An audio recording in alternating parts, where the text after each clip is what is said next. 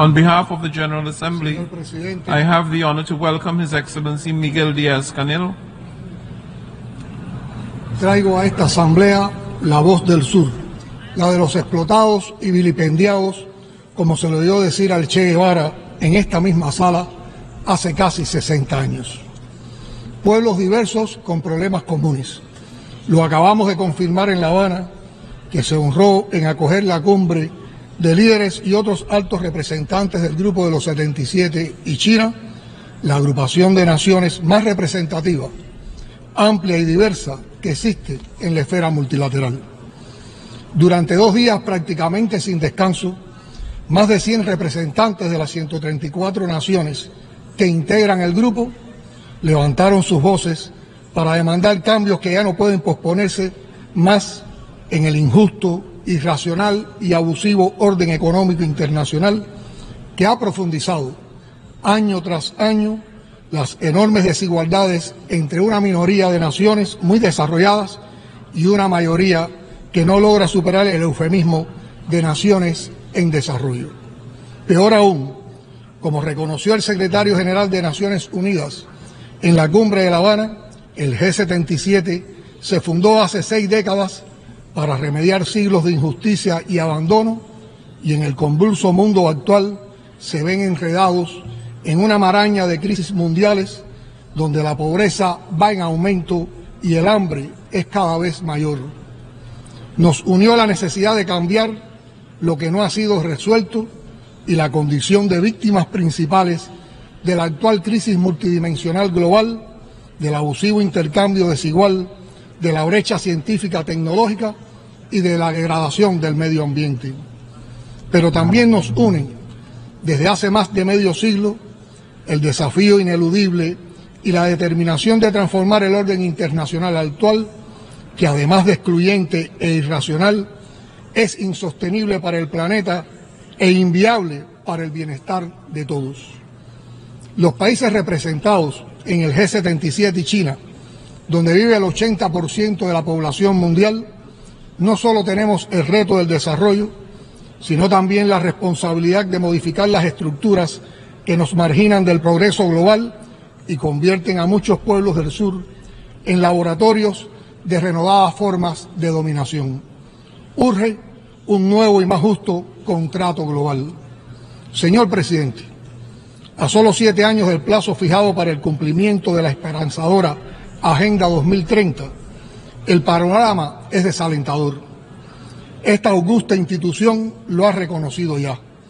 Al ritmo actual no se alcanzará ninguno de los 17 objetivos de desarrollo sostenible y más de la mitad de las 169 metas acordadas serán incumplidas. En pleno siglo XXI, ofende a la condición humana que casi 800 millones de personas padezcan de hambre en un planeta que produce lo suficiente para alimentar a todos. O que en la era del conocimiento y el desarrollo acelerado de las tecnologías de la información y las comunicaciones, más de 760 millones de personas, 2/3 partes de ellas mujeres, no sepan leer ni escribir. Los esfuerzos de los países en desarrollo no bastan para implementar la Agenda 2030. Tienen que estar respaldados con acciones concretas de acceso a mercados, financiamientos en condiciones justas y preferenciales, transferencia de tecnologías y cooperación norte-sur. No estamos pidiendo limosnas ni rogando favores. El G77 reclama derechos y continuará demandando una transformación profunda de la actual arquitectura financiera internacional porque es profundamente injusta, anacrónica y disfuncional.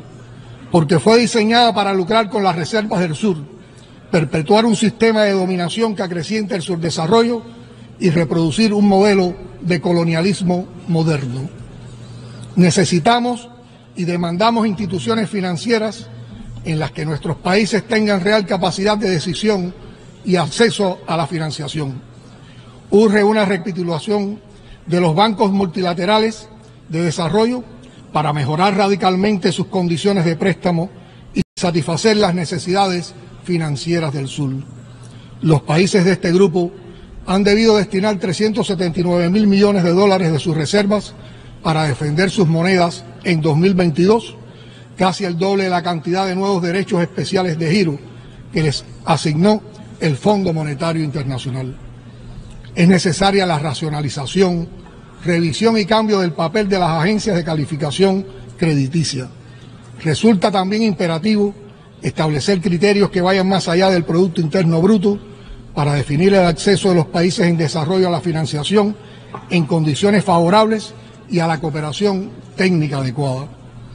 Mientras los países más ricos incumplen su compromiso de destinar al menos el 0,7% de su Producto Nacional Bruto a la ayuda oficial al desarrollo, las naciones del sur tienen que gastar hasta el 14% de sus ingresos para pagar intereses asociados a la deuda externa. La mayoría de las naciones del G77 se ven compulsadas a destinar más recursos al servicio de la deuda que a inversiones en salud o educación. ¿Qué desarrollo sostenible puede alcanzarse con ese dogal al cuello? El grupo reitera hoy su llamado a los acreedores públicos, multilaterales y privados para refinanciar la deuda a través de garantías de crédito, intereses más bajos y plazos de vencimiento más extensos.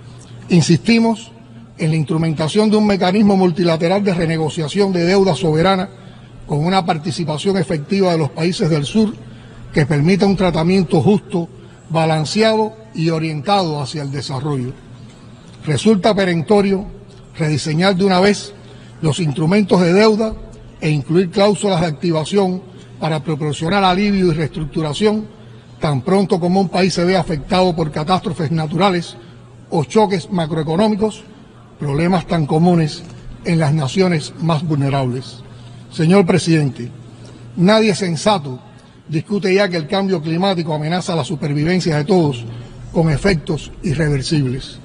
Tampoco es secreto que quienes menos influyen en la crisis climática son los que más padecen sus efectos, en particular los pequeños estados insulares en desarrollo, mientras los países industrializados, depredadores voraces de recursos y del medio ambiente, eluden su mayor responsabilidad e incumplen su compromiso bajo la Convención Marco de Cambio Climático y el Acuerdo de París.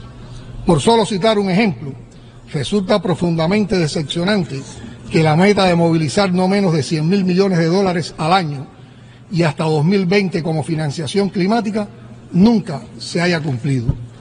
De cara a la 28 conferencia de Estados partes de la Convención Marco COP28 para los países del Grupo del 77, serán prioridades el ejercicio del balance global, la operacionalización del Fondo para Pérdidas y Daños, la definición del marco para el objetivo de adaptación y el establecimiento de una nueva meta de financiamiento climático con pleno apego al principio de responsabilidades comunes, pero diferenciadas. El G77 está convocando a una cumbre de líderes del sur a celebrarse el próximo 2 de diciembre en el contexto de la COP28 en Dubái.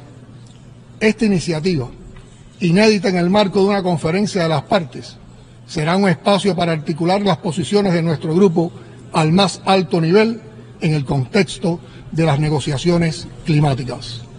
La COP28 demostrará así, más allá de los discursos, que hay una real voluntad política de las naciones desarrolladas para alcanzar los impostergables acuerdos que se requieren en esta materia si actúa de esa forma. Señor presidente, para el G77 es tarea prioritaria cambiar de una vez los paradigmas de la ciencia, la tecnología y la innovación que se limitan a los entornos y perspectivas del norte, privando a la comunidad científica internacional de un capital intelectual considerable. La exitosa cumbre en La Habana lanzó un llamado urgente a nuclear la ciencia, la tecnología y la innovación en torno a la irrenunciable meta del desarrollo sostenible.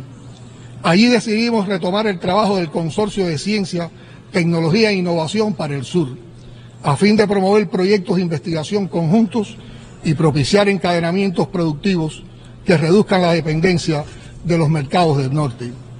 Acordamos también promover la convocatoria para 2025 a una reunión de alto nivel de la Asamblea General de la Organización de Naciones Unidas sobre ciencia, tecnología e innovación para el desarrollo.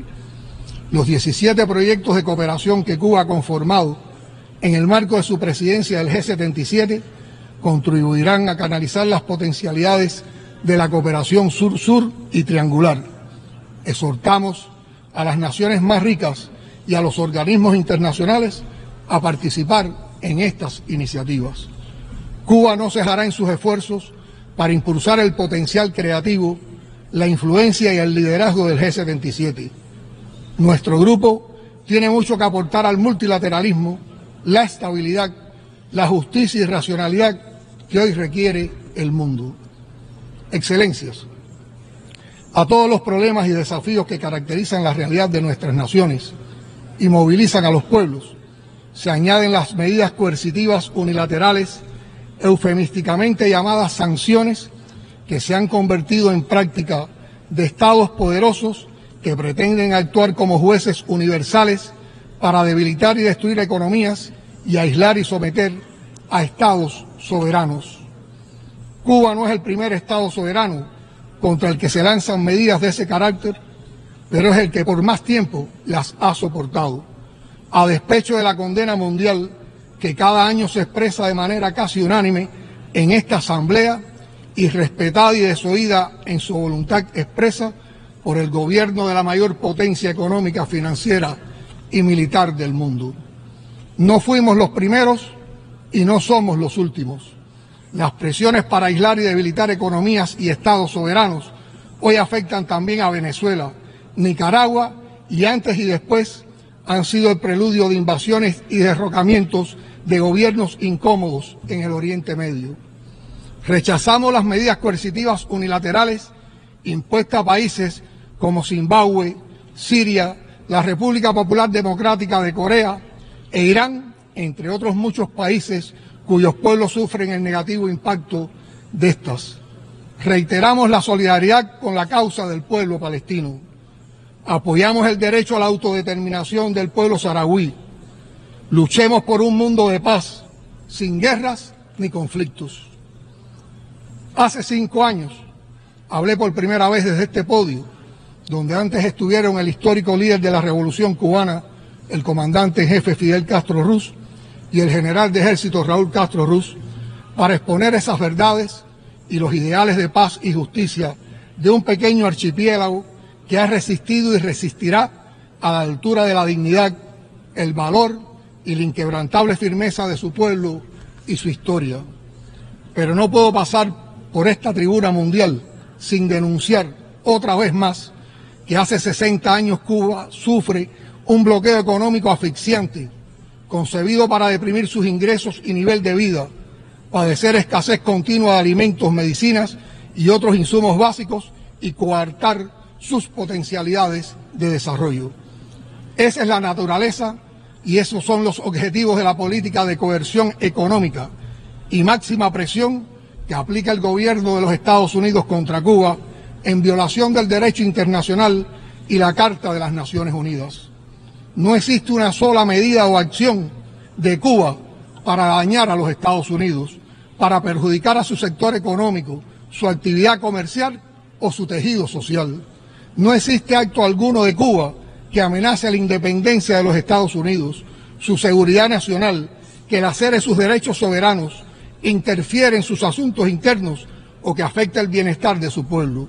La conducta estadounidense es absolutamente unilateral e injustificada.